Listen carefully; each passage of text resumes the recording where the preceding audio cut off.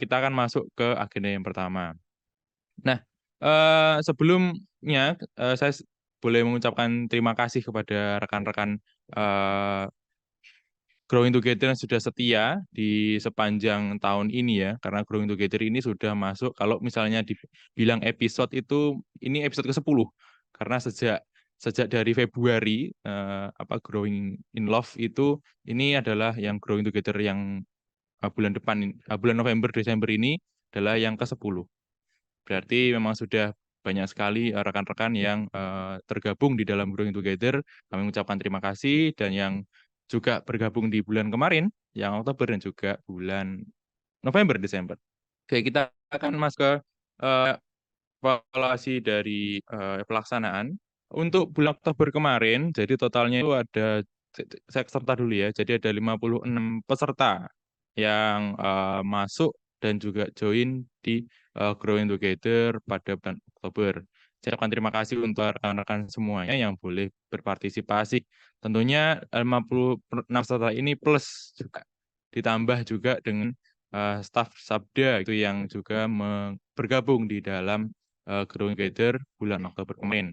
Nah, di panjang bulan, Oktober kemarin hanya ada satu peserta. Jadi biasanya kan ada beberapa yang mengalami kendala untuk bergabung ya, atau, dengan memori HP yang penuh dan sebagainya. Tapi kemarin puji Tuhan, hanya ada satu yang, keluar dari grup dan itu memang harus keluar karena HP-nya atau device-nya tidak sedang tidak mendukung gitu untuk bisa, join lagi di, Growing Together Oktober. Nah, sepanjang Oktober, ada 10 peserta yang tidak berbagi dalam diskusi di GT1 maupun GT2. Jadi rata-rata ada 5 lah yang memang tidak bergabung. Tapi, dari 56 kalau kurang 10 berarti ada 46 peserta yang sangat semangat untuk membagikan, sharing-nya, menjawab pertanyaan, menanggapi, respons dari, rekan-rekan yang lain, jawaban dari rekan-rekan Growing Together yang lain, sama anggota, yang mana itu menjadi, keaktifan sendiri karena dari respons yang berupa chat itu, yang dihitung, yang berhasil kami himpun, itu ada 375 untuk GT1 dan juga 516 untuk GT2. Memang di sini, dari sisi statistiknya itu lebih lebih aktif daripada bulan yang sebelumnya, yaitu bulan September, gitu. Jadi ini, luar biasa sekali animonya dan saya melihat ini karena memang anggota dari GT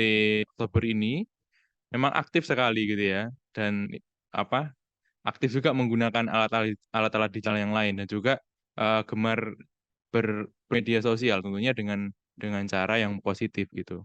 Nah, di sepanjang, Growing Together ini kan memang, yang Growing Together Oktober ini kan memang kita coba untuk sharing ya, berbagi, menggali gimana sih kondisi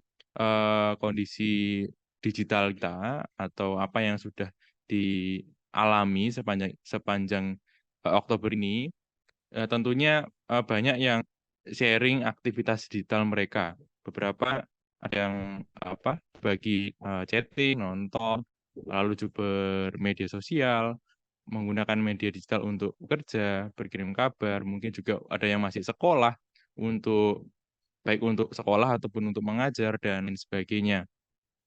Memang ada satu tantangan, itu membagi waktu memang yang, masih dialami oleh, beberapa rekan, tapi, sepanjang Oktober ini saya melihat bahwa teman teman-teman anggota ini berkomitmen sekali untuk bisa, menggunakan waktu sebaik mungkin, berbagi. Kalau bisa pagi, munculnya bisa siang atau, malam gitu ya. Karena kita bukanya kan, dari pagi, siang, sore, malam ya. Dan itu, luar biasa sekali, kami mengapresiasi juga untuk komitmennya bisa berbagi dan bertumbuh. Kami juga mengucapkan terima kasih untuk rekan-rekan peserta yang boleh menyediakan waktu dan diri untuk menjadi fasilitator partner sepanjang Growing Together Oktober. Ya, itu oleh evaluasi pelaksanaannya dan tentunya, banyak, rekan saya rasa dan saya yakin terberkati juga dengan sharing, pendapat respons dari teman-teman Growing Together, anggota Growing Together sepanjang bulan Oktober kemarin. Oke, bisa next slide. Nah, kita ke konten ya, Bapak Ibu Saudara sekalian. Ini ada 4 topik. Satu tema itu kan temanya adalah keluarga digital. Nah, itu eh, apa ya? Menjadi tema besarnya gitu. Lalu juga untuk topiknya sendiri ada 4, itu sesuai dengan jumlah minggu. Itu adalah ada 4 topik ya. Satu minggu satu topik, yaitu yang pertama kondisi keluarga pada era digital. Literasi digital tentanya bagaimana kondisi keluarga Anda, keluarga kita pada era digital ini dan bagaimana kondisi literasi digital kita. Lalu juga yang kedua tsunami digital, belajar berenang, sorry ini kurang sedikit. Lalu juga di berikutnya itu media sosial dan keluarga, masa depan keluarga era digital. Itu menjadi topik yang terakhir. Oke, berikutnya. Ya, ini beberapa evaluasi dan juga hasil yang bisa kita sajikan. Dan tentunya eh, teman rekan-rekan anggota pasti mendapatkan jauh lebih banyak di dalam grup ya sepanjang minggu karena panjang sekali dan juga banyak sekali yang boleh dibagikan oleh teman-teman anggota di Growing Together sepanjang Oktober. Dan yang pertama, ini untuk yang topik pertama, kondisi keluarga pada era digital. Hampir semua keluarga itu punya gadget yang mana semuanya itu terhubung ke internet, dipakai untuk berbagai macam kegiatan, ya, tidak hanya untuk bekerja, tidak hanya untuk sekolah, tidak hanya untuk saling kirim kabar, ternyata juga berbagi tentang bagaimana mereka bisa progres nih baca Alkitab, ya, karena sudah ada kitab digital ya, dan itu bisa menjadi alat untuk berbagi, dan itu menjadi menjadi situasi yang baik karena di dalam kita apa ya berselancar atau hidup di dunia digital, kita juga tetap mengutamakan firman Tuhan sebagai fondasinya. Nah, eh, tantangannya kan ada ini ya, ada masa di mana kita itu terlalu tenggelam di dalam kitab apa berdigital ya gitu ya. Nah, itu menjadi salah satu tantangan dan ada yang berbagi seperti ini. Jadi ada yang menetapkan penggunaan jam untuk penggunaan gadget. Ada yang sharing menggunakan fitur kalau di Android itu ada kalau nggak salah digital well-being yang mengatur bagaimana penggunaan gawe kita itu seberapa lama gitu dalam satu hari atau bahkan juga dalam satu minggu. Bahkan ada yang menekan jam tidurnya. Ini kalau sudah jam segini harus off dari gawai, dari gadget gitu. Nah, ada juga yang dan ini satu apa ya, satu ajakan sebenarnya dari rekan-rekan juga untuk menanamkan literasi digital dalam pendidikan pada anak-anak mereka. Anak memang dilihat sangat ini ya cepat sekali menyerap apa yang dilakukan oleh orang tua sehingga perlunya teladan dalam bermedia sosial kepada anak-anak atau dalam menggunakan alat-alat digital kepada anak-anak. Dan di sepanjang minggu pertama di apa bulan Oktober memang banyak sekali yang berbagi kondisinya di apa kondisi keluarganya, literasi digital di keluarganya sudah cukup baik, sudah bisa menggunakan alat-alat dan juga bisa berbagi dengan positif. Oke. Oke, berikutnya tsunami digital dan juga eh, yang menjadi topik pada minggu kedua, semua anggota itu tidak lepas gitu ya dari dampak tsunami digital. Tsunami digital itu berarti banyak sekali informasi yang apa masuk ke dalam diri kita melalui berbagai jalur, berbagai gadget mungkin juga berbagai platform dan itu memberikan dampak pada setiap orang di anggota keluarga. Tapi yang paling rentan dan biasanya yang paling terdampak itu memang anak-anak gitu ya, karena eh, ada eh, kesan bahwa anak-anak ini belum punya proteksi mandiri terhadap dampak tsunami digital.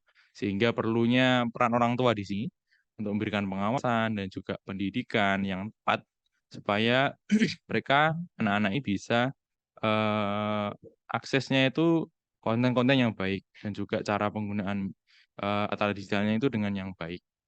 Keterbukaan dan keteladanan dari orang tua itu penting sekali sebagai tindakan untuk preventif tapi juga tindakan yang edukatif. Ada yang sharing bahwa, apa, perlunya meneladani, firman Tuhan, perlunya firman Tuhan sebagai fondasi dari Roma 12 ayat 2, 1 Korintus 10 ayat 23, sehingga kita bisa dibekali dengan prinsip untuk menghadapi, tsunami digital dan perlunya belajar berenang. Ada tsunami, tapi kita tetap perlu, belajar berenang supaya tidak terseret, gitu ya. Oke, itu untuk minggu yang kedua. Berikutnya, ya ini media sosial, jadi ini menjadi salah satu minggu yang paling ramai, sepanjang Oktober karena memang ngomongin tentang sesuatu yang dihadapi sehari-hari, yaitu media sosial.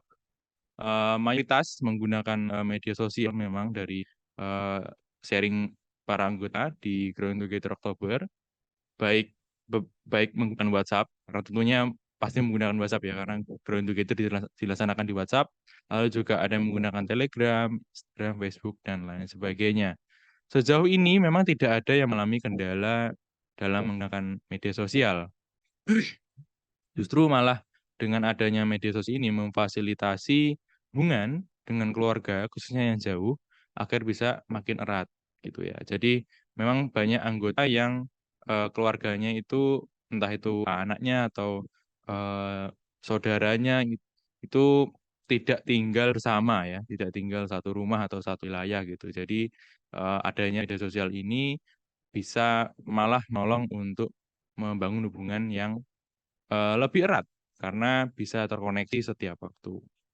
Oke, tapi di tengah itu juga memang ada yang peserta juga berbagi untuk bisa, eee, minimalism. Kalau, ini karena mencontoh dari apa yang disampaikan di salah satu koran gitu, minimalism dan perlunya lebih tapi lebih dekat ke bijaksanaan ya, kebijaksanaan dalam kita bermedia sosial. Kalau tadi dalam, digital itu ada alat untuk mengukurnya, digital well-being misalnya. Nah ini ada, konsep untuk bisa mengatur ya, mengatur waktu kita untuk bermedia sosial secara bijak, lalu apa yang kita share, apa yang kita like, apa yang kita komen di media sosial secara bijak pula. Dan itu yang menjadi teladan bagi generasi penerus, ya, bagi anak-anak, dan bagi juga, orang lain. Ya, itu dari, minggu ketiga. Dan ini yang minggu keempat, ini minggu yang, sepertinya itu cukup berat, karena, tidak banyak yang, ya tidak terlalu banyak yang sharing di minggu ini, tapi, dari apa yang sudah dibagikan, kurang lebih kita bisa mempersiapkan masa depan, keluarga, yang mana ngomongin keluarga berarti ngomongin tentang generasi penerusnya. Dan, Indonesia menuju generasi emas kan, pemerintah akan mencanangkan untuk generasi emas bangsa Indonesia ya, dan itu terus juga perlu apa ya, perlu disadari bahwa orang Kristen juga perlu berperan di dalam proses menuju generasi emas Indonesia itu. Nah, generasi ini adalah generasi yang hidup di era yang penuh teknologi, jauh pastinya lebih, advance daripada yang sekarang, sehingga perlunya dibekali dengan prinsip-prinsip firman Tuhan. Salah satu yang bisa, dibagikan juga adalah IT for God, teknologi untuk Tuhan, juga AI for God. Menjadi salah satu cara menuju Indonesia emas yang generasinya itu takut akan Tuhan dan tidak melupakan Tuhan di dalam kehidupan mereka. Ya, itu adalah, sedikit, evaluasi yang bisa, saya sampaikan dari Growing Together bulan Oktober, dan itu menjadi satu sukacita sendiri karena, banyak sekali dari kita, menurut saya pribadi pun sudah sangat, melek dalam menggunakan teknologi digital dan juga cukup bijak dalam, hidup di dunia media sosial. Saya mengucapkan terima kasih dan kiranya apa yang didapat di bulan Oktober kemarin tidak hanya berhenti di grup, tapi juga bisa dibagikan ke rekan-rekan Bapak Ibu Saudara sekalian yang ada di luar sana. Oke. Ya, terima kasih untuk waktunya dan kita akan lanjut ke Ibu Evi untuk menyampaikan pengantar dari Growing Together November Desember, tapi sebelumnya tentunya kita mau disegarkan dulu nih dengan visi misi dari Growing Together yang Yayasan Lembaga Sabda selenggarakan. Ya, apakah sudah siap Bu Evi?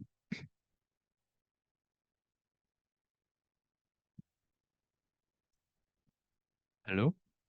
Halo, ya, oke. Selamat pagi, Ya. selamat siang, rekan-rekan semua. Ya, puji Tuhan untuk Growing Together bulan Oktober yang kemarin sudah berlangsung dengan sangat baik ya, walaupun ada beberapa tantangan juga ya di sana sini karena memang sangat-sangat bertepatan dengan ulang tahun Yayasan Lembaga Sabda, tetapi semakin menambah meriah ini Nikos ya, karena memang ulang tahun Yayasan Lembaga Sabda juga sangat kental dengan bagaimana kita bisa melihat dan merenungkan kembali, bersyukur kembali atas perjalanan dan pekerjaan Tuhan dalam kita bersama-sama menggumulkan panggilan teknologi untuk kemuliaan Tuhan. Dan ketika tadi dari evaluasi yang sudah dipaparkan oleh Nikos, kita dapat melihat luar biasa ya Nikos ya, keluarga-keluarga digital ini. Keluarga-keluarga pada era digital yang juga bergumul bersama melihat bagaimana ini satu era baru sebagai orang tua yang bukan generasi digital gitu ya, harus bersusah payah, bekerja keras juga, belajar ya, memaksa diri untuk bisa relevan dengan anak-anak yang mereka didik di dalam rumah ya, maupun generasi-generasi yang akan datang. Paling lucu Nikos bukan paling lucu ya, memang paling paling berat itu ketika minggu keempat gitu ya, ketika membicarakan tentang masa depan. Setuju sekali. Itu beberapa rekan, waduh, kita pagi-pagi sudah disuguhi dengan topik yang cukup berat, yaitu tentang masa depan keluarga digital. Wah, ya tapi bagaimanapun itu ya kita sama-sama berdoa, semoga apa yang sudah didapatkan tadi dari sepanjang bulan Oktober itu memang betul-betul menolong kita sesuai dengan visi dan misi dari Growing Together ini sendiri ya Nikas ya, di mana memang visinya ya untuk Growing Together ini dengan seluruh anggotanya. Pertanyaan penting yang harus kita jawab bersama adalah bagaimana kita ya pada era digital ini.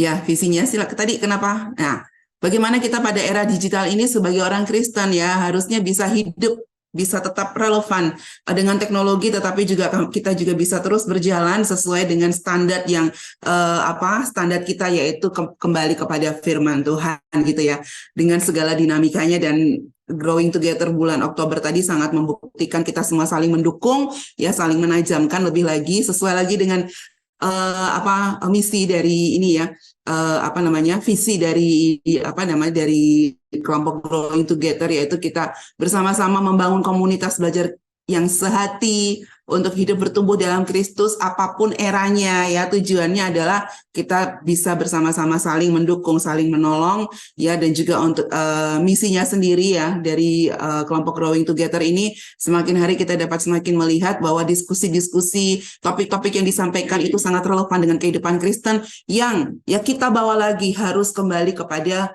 Kristus, kembali kepada firman Tuhan, sehingga Growing Together ini bisa menjadi satu kelompok yang anggotanya itu bisa menikmati hidup Kristen yang penuh vitalitas, yang sukacita dan selalu alkitabiah, begitu Nikos. Ya, landasannya memang adalah di mana kita sama-sama ya sebagai anggota tubuh Kristus bisa saling menajamkan ya, seperti firman Tuhan dalam Amsal 27 ayat 17 dikatakan, besi menajamkan besi, orang menajamkan sesamanya. Jadi mari terus kita saling menajamkan, jangan lengah. Jangan patah semangat kalau kelihatannya kok di awal-awal menggebu, kok belakang-belakang akhirnya tidak semangat. Maju terus aja, kita tetap semangat dengan prinsip ini ya.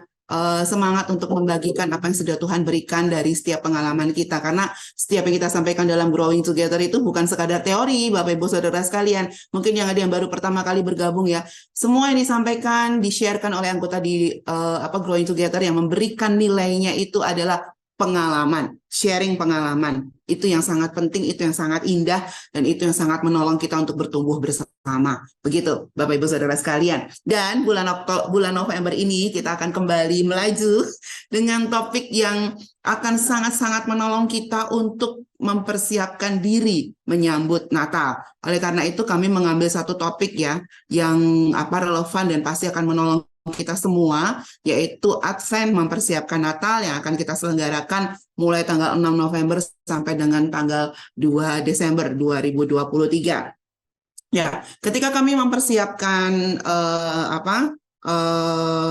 mempersiapkan tema ya dari Growing Together ini ya, ya memang sudah dipikirkan ya, kita kayaknya perlu nih ya untuk mulai masuk ke Natal gini ya.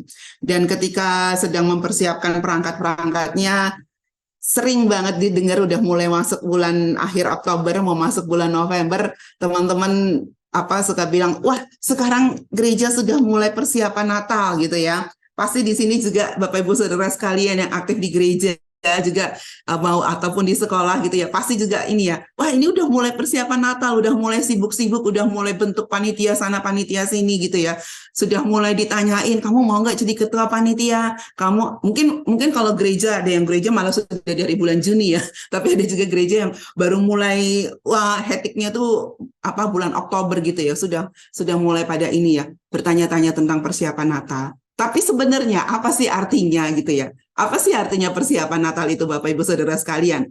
Kan kadang kalau kita hektik itu yang kita pikirkan kan kegiatan di gereja, ibadahnya, perayaannya, latihan dramanya, hadiah apa yang akan saya berikan, Natal keluarganya mau diadakan di mana, Natal keluarganya konsumsinya apa, kita pesan di mana. Rata-rata kan seperti itu ya kalau kita mulai bicara tentang wow udah mulai persiapan Natal nih gitu ya. Tapi apa sih artinya dan apa sih yang harus kita siapkan sebenarnya untuk kita betul-betul bisa menikmati atau memahami Natal yang sejati itu. Sehingga kita tidak kekeringan ya di tengah-tengah segala kemeriahan yang diselenggarakan, diupayakan meriah ya untuk setiap perayaan Natal tersebut. Dan saya bersyukur sih Bapak Ibu Saudara sekalian karena di gereja ya, saya yakin di gereja Bapak Ibu Saudara sekalian walaupun mungkin tidak semua tapi sebagian besar gereja itu punya masa-masa untuk persiapan Natal. Ya, punya masa-masa untuk persiapan Natal. Next. Ya, punya masa-masa untuk mempersiapkan Natal gitu ya. Jadi gereja mempersiapkan Natal dengan yang namanya Minggu Advent. Mungkin tidak semua gereja ya, tapi yang saya lihat hampir di sebagian besar gereja di Indonesia ini karena ini tradisi untuk gereja-gereja di dunia gitu ya. Di Indonesia juga sebagian besar gereja mempersiapkan masa persiapan Natal mereka dengan namanya Minggu Advent. Nah, Minggu Advent ini diselenggarakan kalau tahun 2023 saat ini akan dimulai hari Minggu tanggal 3 Desember gitu ya. Itu Minggu Advent pertama, lalu nanti tanggal 10 Desember Minggu Advent kedua, lalu tanggal 17 itu Minggu Advent yang Minggu Advent yang ketiga, lalu tanggal 24 Desember ini adalah Minggu Advent yang keempat ya. Biasanya gereja-gereja mempersiapkannya setiap seminggu itu ada dengan Minggu Advent. Tapi ketika kita menyelenggarakan Advent gitu ya, atau di gereja mengadakan program Advent, sebenarnya kita sendiri paham nggak sih artinya Advent gitu ya? Sebenarnya dengan Advent itu sendiri kita bisa nggak sih benar-benar mempersiapkan Natal yang sejati itu gitu ya? Sehingga ketika kita mempersiapkan segala kegiatannya, ketika kita mempersiapkan segala hal-hal yang akan menambah kemeriahan, kita tuh benar-benar mempersiapkan dengan keinginan supaya pesan atau makna Natal yang sejati itu bisa tetap sampai gitu ya. Dengan Minggu Advent ini akan sangat menolong kita untuk itu gitu ya. Dan mengapa kita merayakannya? Karena dengan Minggu Advent itu kita jadi bisa punya banyak waktu untuk merenung ya, bisa punya banyak waktu untuk kembali lagi melihat apa sih yang dikatakan Alkitab tentang kelahiran atau tentang kedatangan Kristus. Begitu Bapak Ibu Saudara sekalian. Ya, selanjutnya.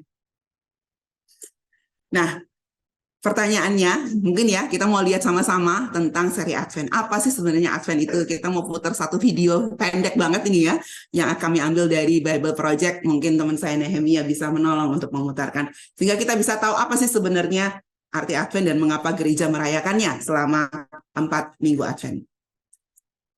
Every year, Christians all over the world light candles for each of the 4 Sundays leading up to Christmas. This season of celebration and anticipation is called Advent. These candles hold significance as they represent 4 key biblical themes that came to their fulfillment in the arrival of Jesus: peace, hope, joy, and love. This word study dives into the Hebrew and Greek origins and meanings of each of these words.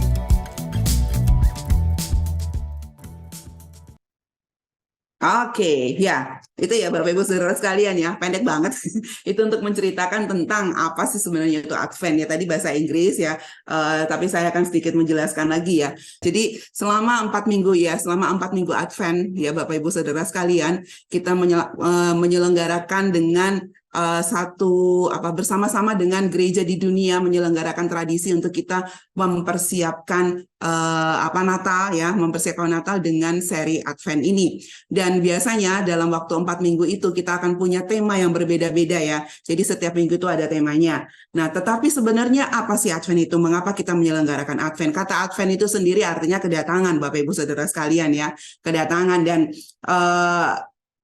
ketika minggu Advent itu kita sedang merenungkan ya, slide selanjutnya ya, kita sedang merenungkan sebenarnya tentang artinya Allah menjadi manusia, tentang apa artinya Allah datang ke dunia ini untuk menjadi seorang manusia. Oleh karena itu disediakan waktu selama 4 minggu sebelum Natal untuk kita mempersiapkan diri ya untuk memperingati kelahiran Kristus. Intinya adalah ya, kita merenungkan kedatangan Kristus yang pertama kali dan sambil menantikan kedatangan Kristus yang kedua kali.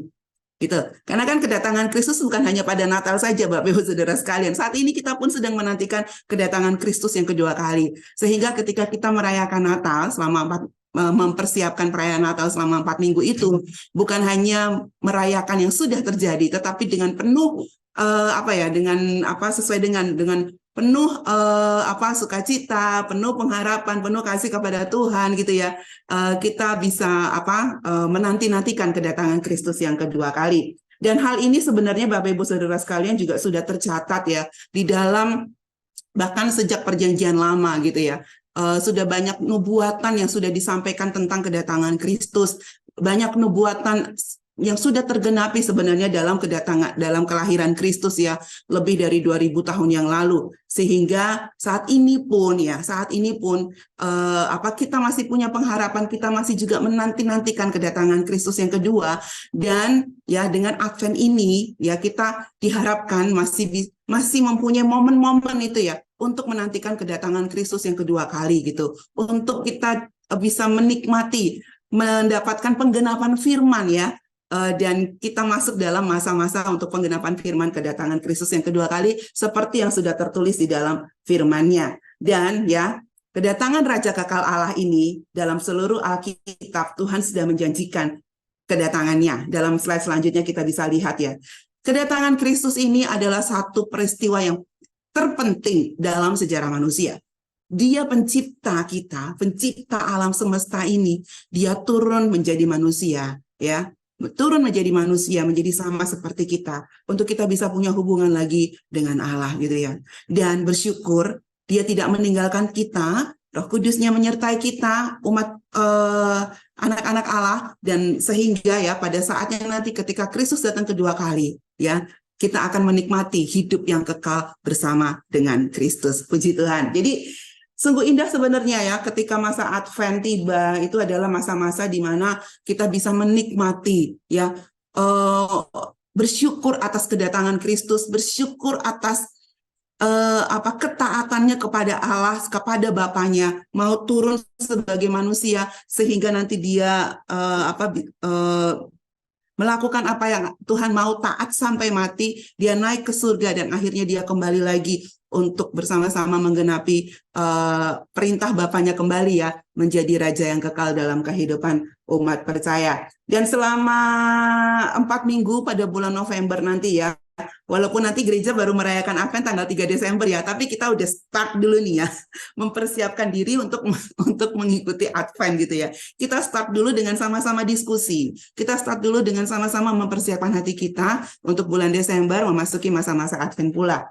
Nah, pada minggu pertama kita ada temanya, karena setiap minggu itu ada tema khusus ya, yaitu yang pertama kita akan tentang peace, tentang kedamaian. Ini akan berlangsung dari tanggal 6 sampai tanggal 11 November.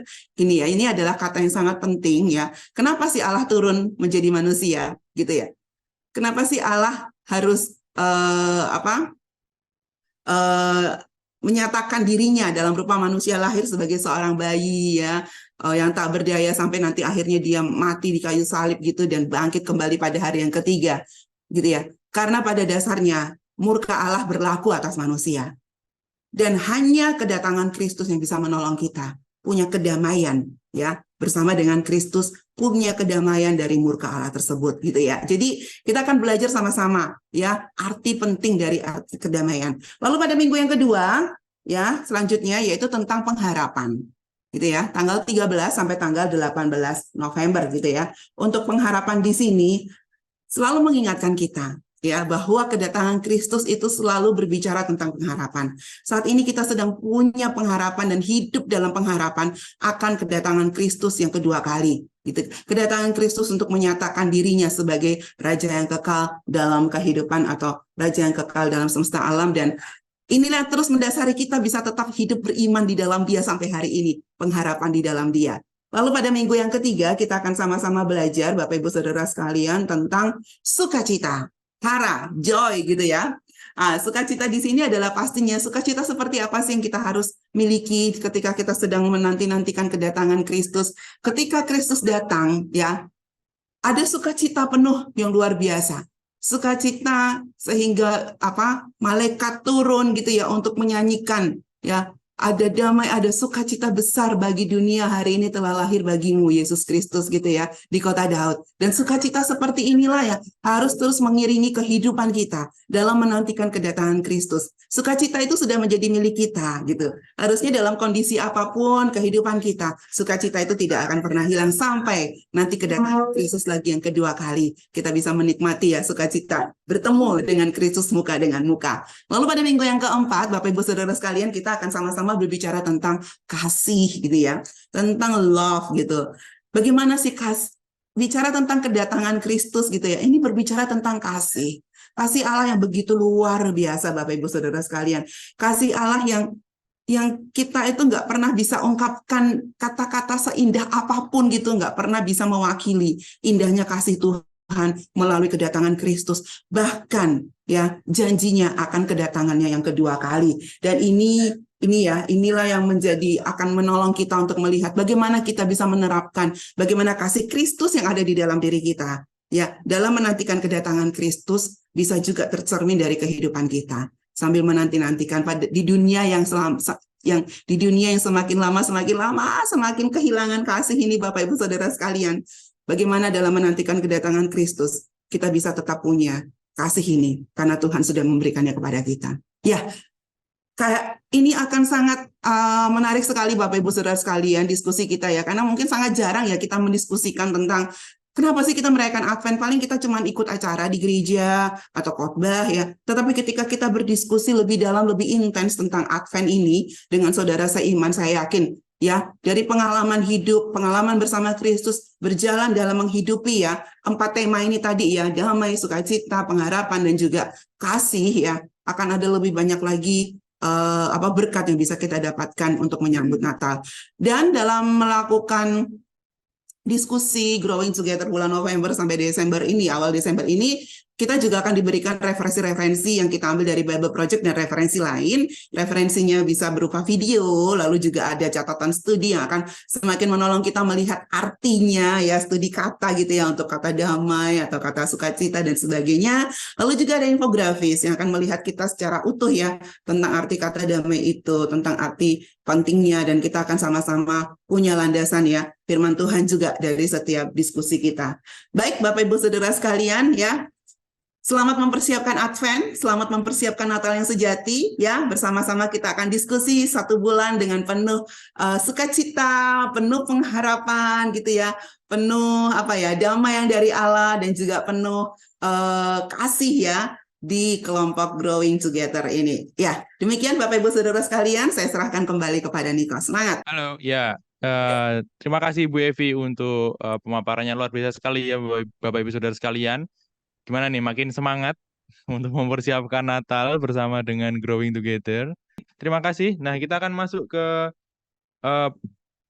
untuk teknisnya, penjelasan teknis dari Growing Together November-Desember ini. yang akan saya sampaikan. Nah, bagi Bapak Ibu saudara sekalian yang mungkin baru pertama kali mengikuti Growing Together atau bergabung dalam Growing Together ini, eh, acara ini atau Growing Together ini itu ada di bawah tanggung jawab dari divisi komunitas dari Yayasan Lembaga Sabda. Jadi kalau yang ikut kemarin di acara ulang tahun Sabda 9, saya punya 7 divisi dan salah satunya adalah divisi komunitas dan yang menjadi penanggung jawab untuk Growing Together adalah divisi komunitas. Ada juga bersama dengan tim admin dan juga sekaligus menjadi fasilitator itu ada saya, Nikos, ada Ibu Evi, ada Kak Rey, ada Kak Bima, ada Mbak Mi, ada Kak Rode, ada Kak Oma, dan juga ada Kak Rey. Nah, selain menjadi fasilitator, tentunya kami menjadi peserta juga ya, tidak hanya memfasilitasi saja, tapi kami juga menjadi peserta yang artinya juga ikut berbagi di dalam proses GT sepanjang bulan. Ada juga Ibu Yulia yang join di dalam grup sebagai pembina kami juga. Lalu ada fasilitator partner yang mana kami ajak dari peserta untuk bisa terlibat di dalam pelaksanaan diskusi sepanjang 1 bulan ya, itu fasilitator partner. Kami ajak untuk 1 orang untuk 1 minggu gitu bersama dengan partnya dari staf Sabda. Oke, next. Ya, untuk Growing Together sendiri nantinya peserta, jadi kalau sudah mendaftar diri ya, itu akan kami masukkan ke dalam WhatsApp group Growing Together atau WhatsApp group GT gitu ya.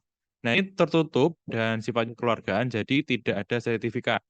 Ini bukan kelas, ini bukan seminar yang bersertifikat, tapi grup diskusi yang mana kita bisa maksimalkan grupnya untuk berdiskusi, untuk saling berbagi, saling menanyakan.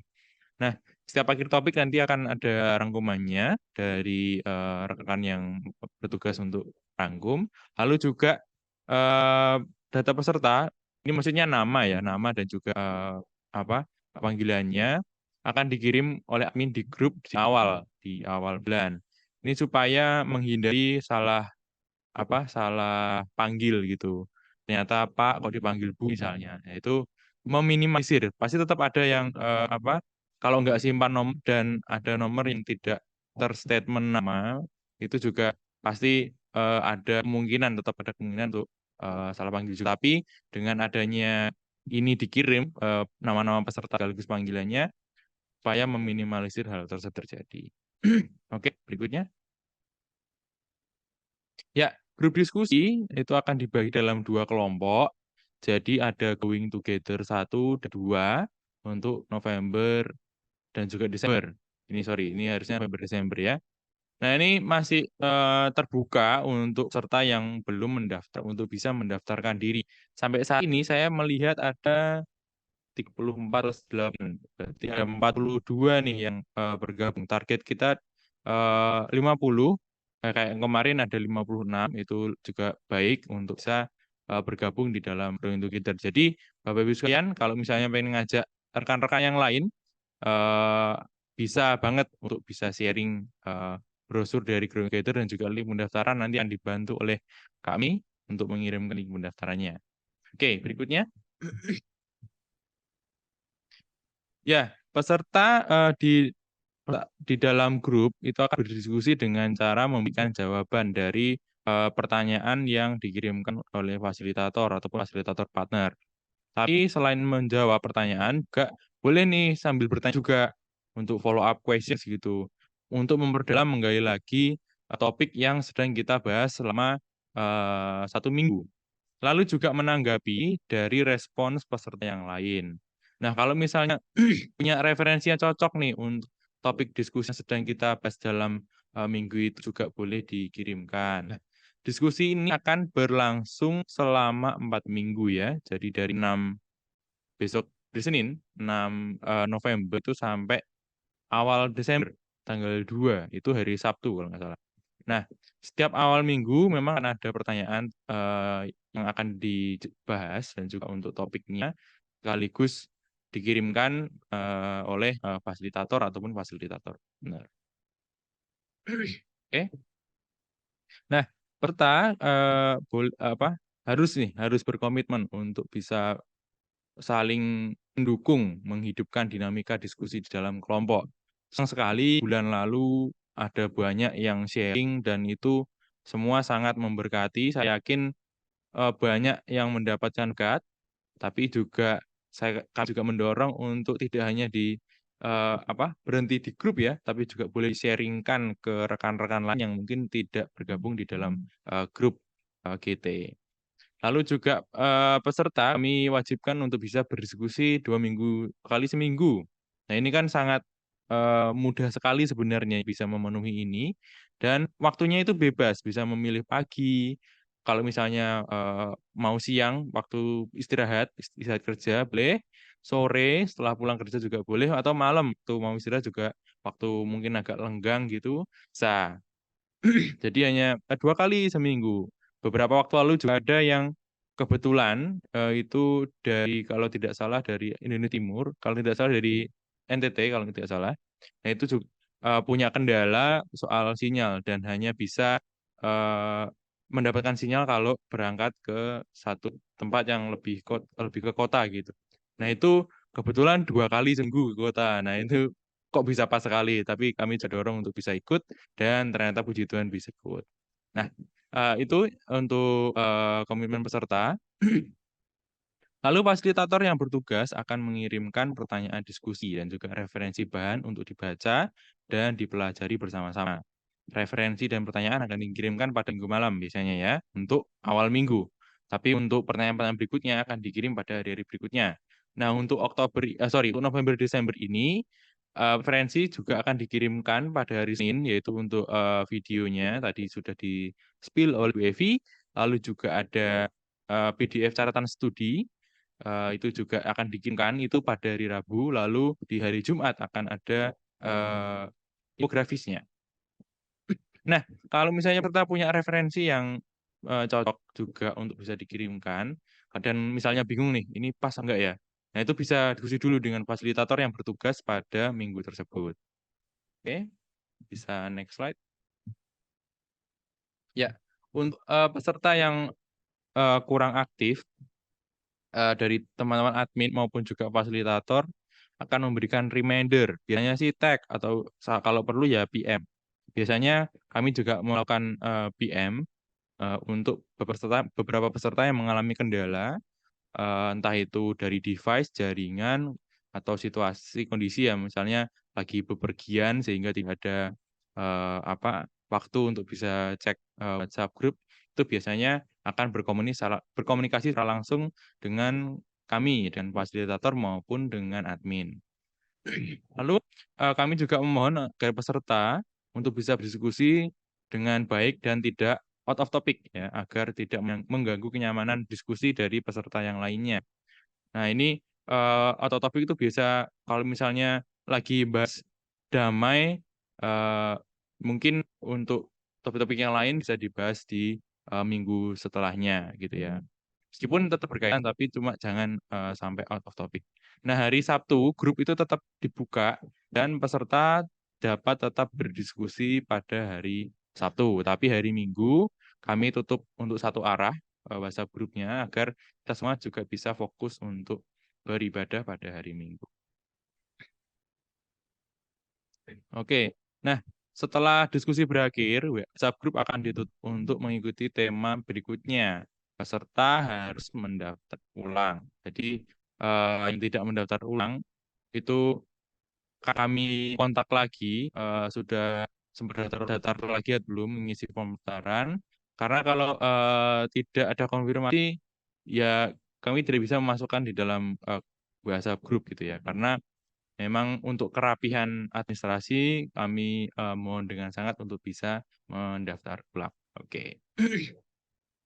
Kalau ada kendala bisa kontak admin juga sebenarnya di 082131333315 atau melewat email atau melalui WhatsApp group nih. Kalau misalnya yang kemarin ada eh, sudah ikut Oktober, yang sudah ikut Oktober ini bisa join atau bisa tanya juga ke fasilitator yang kemarin bertugas di Oktober.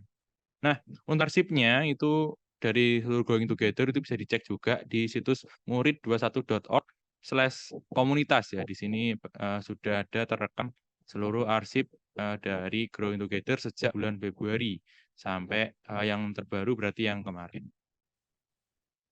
Oke. Bisa berikutnya, ya, kesempatan melayani untuk menjadi fasilitator partner.